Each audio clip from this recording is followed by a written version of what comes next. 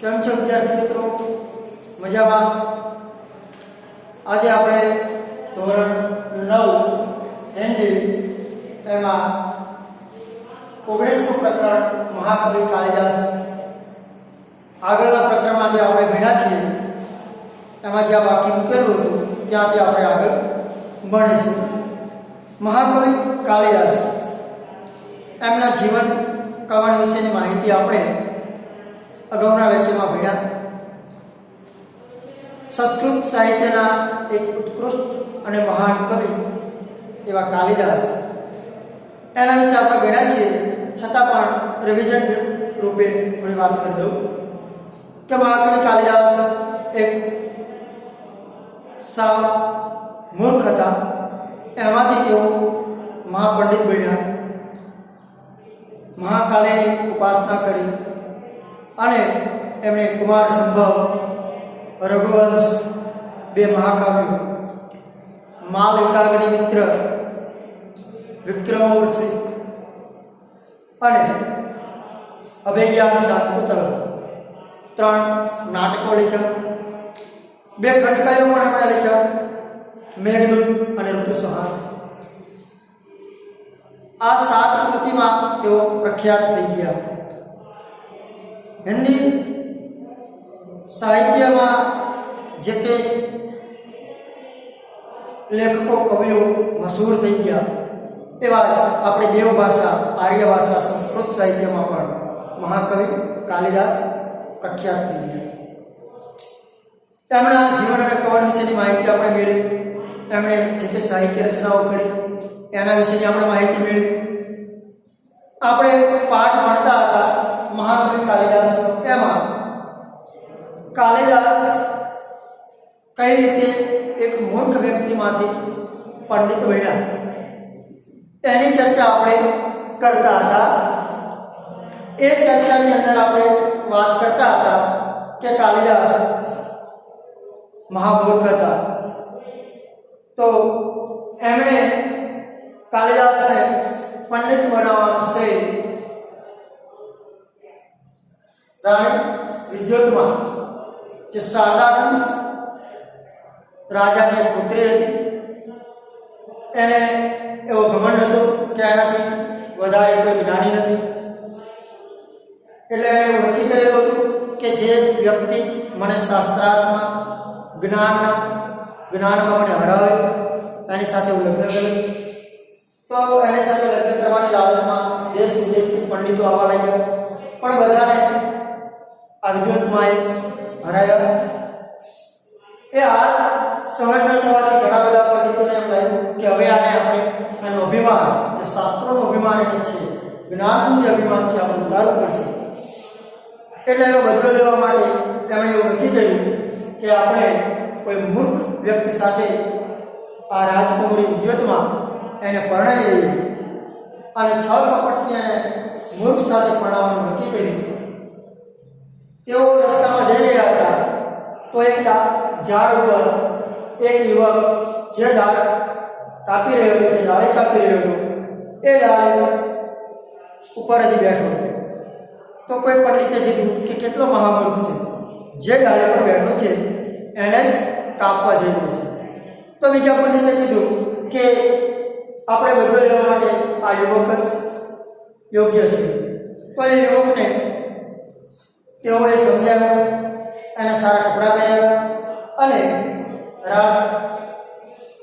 દરબારની અંદર, રાજ્યની અંદર એને લાવવામાં આવ્યો, જ્યાં રાજકુમારી વિદ્યુતમાં રહેતી હતી. એને કહેવામાં આવ્યું કે તમારી સાથે શાસ્ત્રાર્થ કરવા માટે અમારા ગુરુ, એટલે કે આ મૂર્ખ વ્યક્તિ હતો એને ગુરુ બનાવ્યો, એને અમે લઈને આવ્યા છીએ અને એની સાથે શાસ્ત્રાર્થ કરવાનું વિચારે છે. ત્યાં સુધી આપણે ભણ્યા. આજે આપણે એ પાઠ આગળ લઈએ.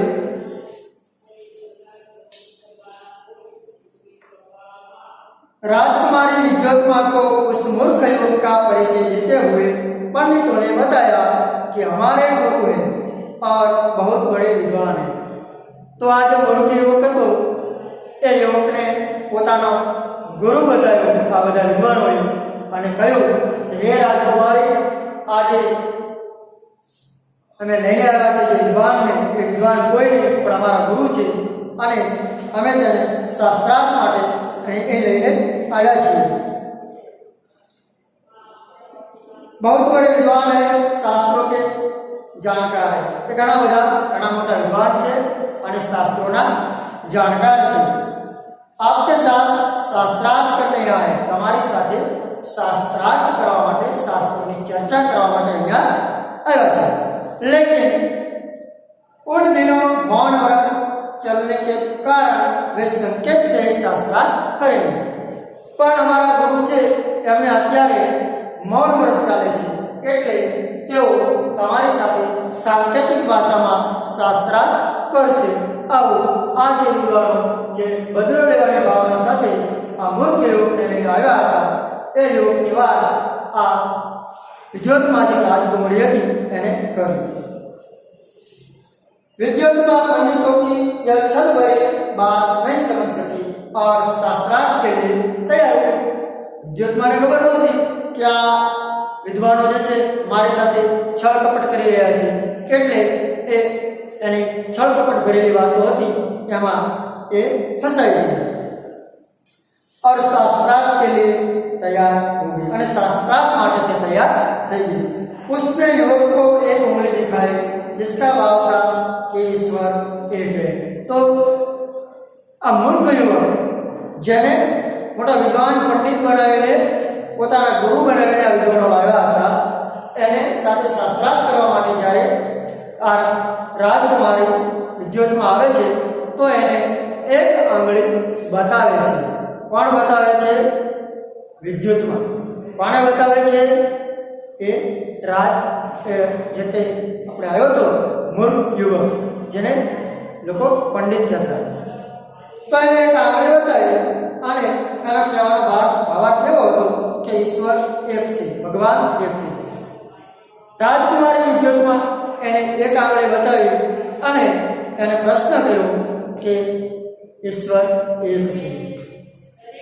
उस मूर्ख युवक ने समझा कि यह मेरी एक आंख फोड़ डालना चाहती है। तो युवक ने बोले ये तो मूर्ख है ना, શું ખબર કે શું કહેવા માંગે છે। તો એને એવું લાગ્યું કે આ કોમરી છે, રાજકુમારી છે, એ મારી એક આંખ फोड़ी नाखवा मांगे छे। उसने दो उंगलियां दिखाते हुए उसकी दोनों आंखें फोड़ डालने का संकेत किया। तो जे एक आंगળી બતાવેલી હતી એની સામે આ મૂર્ખ યુવકે બે આંગળી બતાવી। વિદ્યોતમાં એક આંગળી બતાવી તો એણે બે આંગળી બતાવી। उसकी दोनों आंखें फोड़ डालने का संकेत किया અને એણે બંને આંખો ફોડી નાખવાનો સંકેત કર્યો કે જો તું મારી એક આંખ ફોડી નાખીશ તો હું તારી બે આંખો ફોડી નાખીશ। पंडितों ने इस संकेत का अर्थ विद्योत्मा को समझाते हुए कहा। तो पंडितोए विद्योत्मा ने समझायो अर्थ कि तमे एक आंगળી બતાવી, તમે એમ કહ્યું કે ઈશ્વર એક છે, પણ અમારા આ ગુરુ જે છે એમણે બે આંગળી તમને બતાવી। એ સાંકેતિક ભાષા એવી છે કે ઈશ્વર એક છે તમે કહો છો, તો એમણે બે બતાવી। આનો મતલબ એવો છે કે ઈશ્વર એક નથી, સાથે જીવ પણ છે। ईश्वर અને જીવ બંને આ સૃષ્ટિમાં છે એવો એમણે अर्थ बताया। आपके प्रश्न के उत्तर में हमारे गुरु जी का कहना है ईश्वर और जीव दो है। तो તમારા પ્રશ્નના જવાબમાં અમારા ગુરુજીનું કહેવું એવું છે કે બે આંગળી બતાવી એનો મતલબ એવો છે કે ઈશ્વર અને જીવ આ બંને છે। इस बार राजकुमारी विद्योत्मा ने 5 उंगलियां दिखाकर पांचों तत्वों का संकेत किया। હવે આ વખતે વિદ્યોત્માએ શું કર્યું? 5 આંગળી બતાવી, 5 આંગળી બતાવી અને એવો સંકેત કર્યો કે 5 તત્વો આ સૃષ્ટિમાં છે। उस मूर्ख ने समझा कि वह मेरे मुंह पर तमाचा मारने का संकेत कर रही। तो वो मूर्ख युवक હતો એને એવું સમજ્યું કે મને 5 આંગળી બતાવે છે, એનો મતલબ એ મને મારવા માટે પ્રયત્ન કરે છે, મને મારવાનું કહે છે। उसने मुट्ठी बांधकर तमाचे का जवाब उसे देने का संकेत किया। तो विद्योत्मा ने 5 आंगળી बताई, मतलब के 5 तत्वों। तो एना जवाबમાં આ મૂર્ખ યુવકે મુક્કો બતાવ્યો અને કીધું તું મને જો તમાચો મારીશ તો હું તને મુક્કો મારીશ। આ રીતે એનો ઉત્તર એને આપ્યો. પણ પંડિતો એનો શું અર્થ કાઢે છે એ હવે જોઈએ. इस बार भी विद्युत्मा को इस संकेत का अर्थ बताते हुए कहा, आपने 5 उंगलियां से 5 तत्वों का संकेत किया था, लेकिन हमारे गुरुजी का कहना है कि 5 तत्वों के मिलने से सृष्टि का निर्माण होता है, अलग अलग रहने में नहीं. पंडितों એનો અર્થ કેવો કર્યો કે તમે જે 5 આંગળી બતાવી એનો મતલબ તમે એવો કીધો કે 5 તત્વો છે, પણ અમારા ગુરુજી એવું કહે છે કે 5 તત્વો જુદા રહે અને સૃષ્ટિનું સર્જન ન થાય. 5 તત્વો મળે તો જ સૃષ્ટિનું સર્જન થઈ શકે, અલગ રહીને થઈ શકે નહીં. તો જે મૂકો મારવાની વાત હતી એનો અર્થ આ પંડિતોએ સૃષ્ટિનું સર્જન મુઠ્ઠી વાળીને થાય એવી રીતે 5 જે છે તત્વો ભેગા મળે થાય એવો અર્થ એમણે કાઢ્યો. તો આવી રીતે તેમણે શાસ્ત્રાર્થમાં આ જે विद्युत्मा आदि विद्युत्माने आने हराई. इस तरह उपरोक्त शास्त्रार्थ में विद्युत्मा ने उस मूर्ख युवक से अपनी हार मान ली और दोनों का विवाह धूमधाम से पंडितों ने करवा दिया. पंडितों આવી રીતે દગો કરી છળ કપટ કરી અને આ મૂર્ખ યુવક સાથે આજે વિદ્યુત્મા હતી રાજકુમારી હતી એના લગ્ન ધામધૂમથી કરાવી દીધા. एक दिन की बात है, एक दिवस की बात से एक ऊंट की बोली सुनकर वह मूर्ख युवक अपना मौन व्रत भूलकर यकायक बोल उठा, ऊंट ऊंट. तो एक दिवस आ तो मूर्ख હતો તો એને ઊંટ જોયું, તો ઊંટ જોઈ અને બોલી ઉઠ્યો કે ઊંટ ઊંટ ઊંટ એમ બોલવા લાગ્યો. તો આનાથી ખબર પડી ગઈ राजकुमारी विद्युत्मा ने. उसको बोलते सुनकर विद्युत्मा चौंक उठी.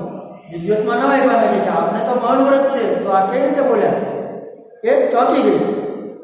उससे पता चला कि उसका पति कोई विद्वान पंडित नहीं बल्कि एक बहुत बड़ा मूर्ख है. અને ખબર પડી ગઈ કે આ મારો પતિ છે એ કોઈ મોટો વિદ્વાન નથી, એ તો એક મૂર્ખ વ્યક્તિ છે. पंडितों की छल भरी बातों का अब उसकी समझ में आ गया. पंडितों જે છળ કપટ ભરેલી વાતો એની સાથે કરી હતી એનો અર્થ હવે એને સમજાઈ ગયો.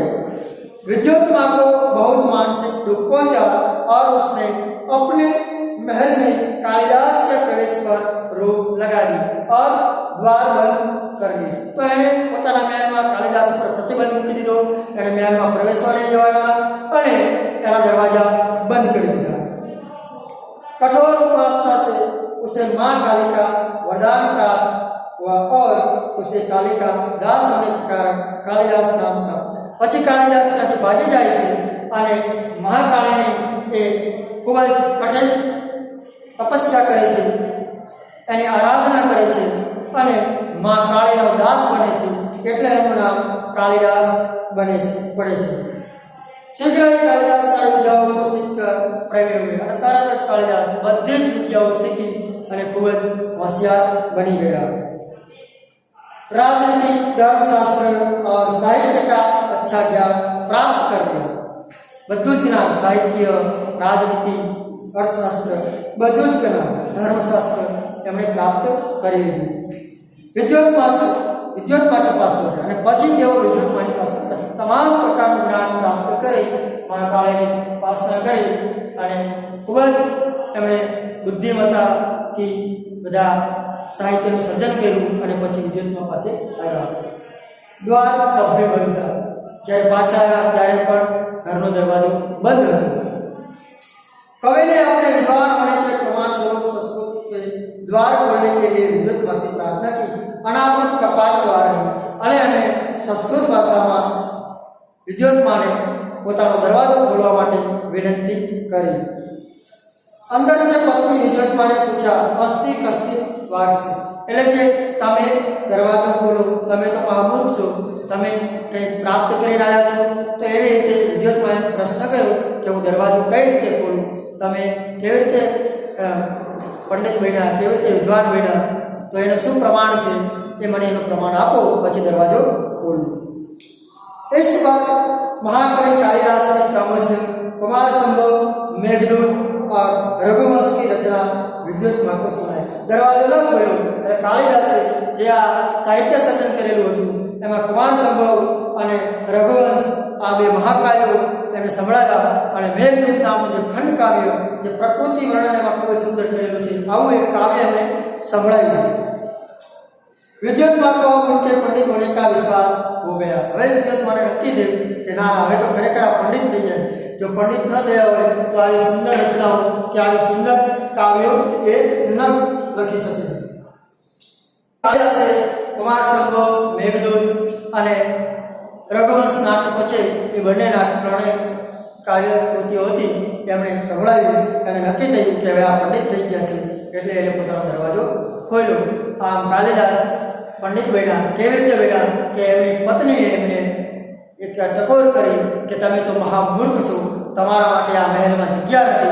अने कालिदास त्याथी नक्की करीने जाय छे कि हवे तो विद्वान बनी अने पाछो आवुं त्यारे आ महलमां प्रवेश करीश। अने तेमणे सुंदर सुंदर महाकाव्यो रची अने ते पंडित बन्या अने एमने घरनो दरवाजो खोलावडाव्यो। तो कालिदास हता ए आ बधी कृतिओ एमणे रची। तो ए कृतिमां एमणे शुं रच्युं तो एमां विविध प्रकारनी उपमाओ, अलग अलग प्रकारना चरित्र चित्रणों, घणुं बधुं एमणे सुंदर साहित्य सर्जन करेलुं छे। कालिदासनो हर क्षेत्र का गहरा अनुभव था। दरेक क्षेत्रनो एमणे खूब ज अनुभव हतो, ऊंडो अनुभव हतो।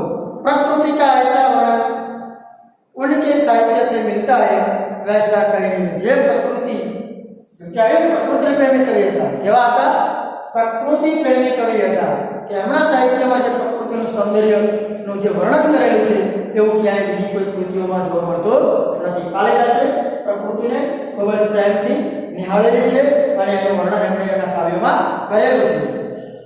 उन्हें प्रकृति के बिना मनुष्य जीवन अधूरा दिखाई पड़े। कालिदास एवं कहे छे कि प्रकृति वगर मनुष्यનું जीवन खूब ज अधूरुं छे। कालिदास की उपमाएं विश्व विख्यात है। एमणे जे उपमा अलंकारનો જે ઉપયોગ કર્યો છે એમના સાહિત્યની અંદર એમના કાવ્યોમાં તો એ વિશ્વ વિખ્યાત ઉપમાઓ છે। એમણે જે ઉપમાઓ લખી છે એવી ઉપમાઓ બીજે ક્યાંય જોવા મળતી નથી। उसका कोई जोड़ नहीं है, यानी क्या जोड़ नहीं। चरित्र चित्रण में भी कालिदास की तुलना नहीं की। जे पात्रों जे होय नाटको काव्यो एना जे पात्रों छे ए पात्रोना जेमने चरित्र चित्रण कर्युं छे एवुं चरित्र चित्रण आज सुधी बीजी कोई कृतिमां जोवा मळतुं नथी। એટલે सुंदर चरित्र चित्रण उन्होंने अपने काव्यों में किया है। उसकी कोई बराबरी नहीं कर सकता। उसके पात्रों का व्यक्तित्व अपना पण ले रहता है। तो एमना पात्रों छे एना व्यक्तित्वमां आपणे पोतानापणुं देखाय एवं व्यक्तित्वना पात्रो एमणे भजवेला छे। हर बात बड़ी स्वाभाविकता से उपस्थित होती है। दरेक बात बहुत सरलताथी स्वाभाविकताथी हमने एमां रजू करी छे। कालिदास अपने काव्य तथा नाटक के द्वारा बार बार यही बताना चाहते हैं कि राजा प्रजा का शासक ही नहीं उसका रक्षक और पिता है। कालिदास एमनी कृतिमां वारंवार एम कह्युं छे कि राजा छे ए मात्र शासन करवा वाळो व्यक्ति ज नथी, राजा राजा ज नथी, ए आ प्रजानो एक पालक छे, एक रक्षक छे अने एनो प्रजानो पिता पण छे। तो कालिदासे राजाने प्रजानो पिता अने प्रजाना रक्षक तरीके वर्णवेला छे। उन दिनों समाज में नारी का क्या स्थान था इस बात का भी पता हमें कालिदास की रचनाओं में मिले।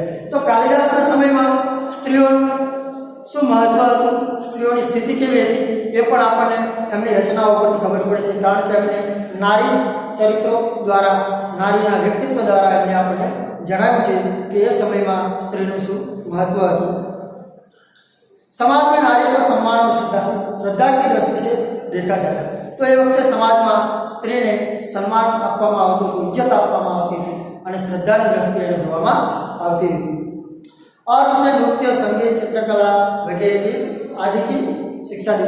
संगीत और चित्रकला आज नारी सम्मान और श्रद्धा की दृष्टिए जोवामां आवती अने विविध कलाओं शिक्षण पण एमणे आपवामां आवतुं। संगीत शीखी सकती नारीओ, चित्रकाम करी सकती कि कोई पण कला क्षेत्र में ए पोते ए कार्य करी सकती। महाकवि कालिदास के 7 प्रमुख ग्रंथ है। मैं काले जणाव्या આગળના લેક્ચરમાં આપણે સમજ્યા હતા કે કાલિદાસે મુખ્ય 7 ગ્રંથો લખેલા છે। તો એમાં પહેલો એમનો ગ્રંથ છે ઋતુસાર। સૌ પહેલા એમણે ઋતુસાર નામનું ખંડ કાવ્ય લખેલું। એ ખૂબ જ ઉત્તમ ખંડ કાવ્ય છે। इसमें कालिदास ने अपनी सूक्ष्म दृष्टि का परिचय दिया। तो खंड काव्य ऋतुसार एमने एकदम झीणी नजर में एमने नमूनो आपेलो छे। ऋतुओं का तथा प्रकृति का जितना सुंदर चित्रण काव्य में है उतना कालिदास के अन्य ग्रंथों में। तो ऋतुसार में अपने भारत देश की जो ऋतु है तमाम ऋतुओं एमा वर्णन करेलुं छे अने ऋतु प्रमाणे प्रकृतिनुं पण सुंदर वर्णन करेलुं छे। तो जेटલું પ્રકૃતિ અને ઋતુઓનું વર્ણન આ ઋતુસાર ખંડ કાવ્યમાં છે એવું એમની બીજી કોઈ કૃતિમાં જોવા મળતો નથી। मालविका अपने मित्र कालिदास का दूसरा ग्रंथ और पहला नाटक। एमने 3 नाटकों लिखा। एमां पहલું नाटक છે આ मालविका के मित्र। ये कालिदासનો બીજો ग्रंथ છે। उसमें 5 अंक और विदिशा के राजा अग्निमित्र तथा विदर्भ की राजकुमारी मालविका की प्रेम कथा है। तो ये 5 अंक वाળું एक नाटक છે। એમાં વિદર્ભની રાજકુમારી માલવિકા અને વિદિશા નામની જે રાજધાની હતી રાજ્ય હતું એનો રાજા અગ્નિમિત્ર માલવિકા અને અગ્નિમિત્રની પ્રેમ કથા વર્ણવેલી છે। આમનો ત્રીજો ગ્રંથ છે વિક્રમ ઉર્વશીયમ એટલે કે વિક્રમ અને ઉર્વશીની કથા। આ એમનું બીજું નાટક છે અને આ નાટક પણ 5 અંકમાં લખાયેલું છે। महाराजा पुरुरवा और उर्वशी की प्रेम कथा का चित्रण किया है। तो पुरुरवा और उर्वशी आ बनेनी प्रेम कथा नाटक में चित्रण है। कुमार संभव का काव्य है और उसमें शिव पार्वती के विवाह से लेकर कुमार कार्तिकेय के जन्म और उसके द्वारा तारकासुर के वध की कथा का वर्णन। હવે कुमार संभव જે મહાકાવ્ય છે એમાં શિવ પાર્વતીની કથા છે અને શિવ પાર્વતીના લગ્ન થાય ત્યાંથી શરૂ કરી કાર્તિકેય નો जन्म थाय छे અને કાર્તિકેય દ્વારા તારકાસુર નામના રાક્ષસનો વધ કરવામાં આવે છે ત્યાં સુધીની તમામ કથાનો એમણે વર્ણન કરેલું છે આ કુમાર સંભવ કાવ્યમાં। મેઘદૂત કાલિદાસ का 5वां ग्रंथ। એમનો 5મો ગ્રંથ છે મેઘદૂત જે પ્રકૃતિ માટે ખૂબ જ પ્રકૃતિનું સુંદર એમાં વર્ણન કરેલું છે। यह भी एक खंड काव्य આ પણ એક ખંડ કાવ્ય છે। और इसके शुरू में कालिदास ने बादल को दूत बनाकर कुबेर की नगरी अलकापुरी तक का मार्ग बताया। तो आ खंड काव्य मेघदूत एमा वादळ ने दूत बनाव्यो छे। वादळ ने संदेशो आपनार व्यक्ति बनाव्यो छे अने जे कुबेर ની નગરી अलकापुरी જે નગરી છે ત્યાં સુધીનો માર્ગ છે એ માર્ગ વાદળને દૂત બનાવીને એ માર્ગે ચાલવાનું કહે છે કે ઉજ્જૈનીનો માર્ગ છે એ માર્ગે ચાલવાનું કહે છે અને એ રસ્તામાં જે કંઈ ये रास्ता में आवे छे प्रकृति सौंदर्य एनु वर्णन हमने करेलू छे। इसके उपरांत में यक्ष ने अपनी विरहिणी प्रिया को पहचानने के उपाय मेघ को बताए हैं। तो आज जो काव्य छे खंड काव्य ये खंड काव्य जब पूરું થાય છે એ વખતે यक्ष જે છે એ यक्ष પોતાની પ્રેમિકા જે પ્રિયા છે એ પ્રિયાને ઓળખવા માટે તો કઈ રીતે ઓળખવી એનો ઉપાય એ મેઘને બતાવે છે એટલે કે જે મેઘ નામનું જે છે એને બતાવે છે અને પોતાનો સંદેશો આપે છે।